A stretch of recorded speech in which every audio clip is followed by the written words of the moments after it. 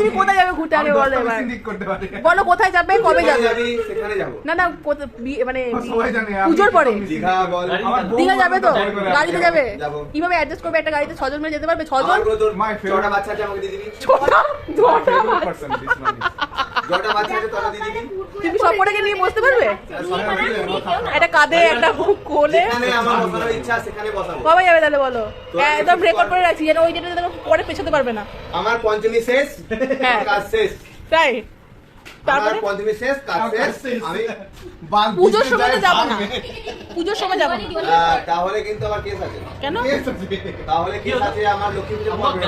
কেন লক্ষ্মী পুজোর আগে লক্ষ্মী পুজোর আগে কি করে যাবো লক্ষ্মী পুজোর আগে না হলে আমার সেন্ট পলসের কাজ আছে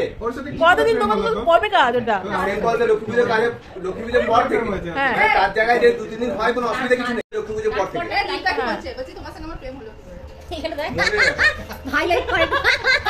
এটা দেখি না এটা আমার নরমাল অ্যাবনরমাল কেমন কেমন চিকেনটা ভালো না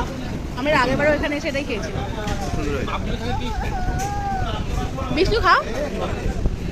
কি ঘুম পেয়েছে ও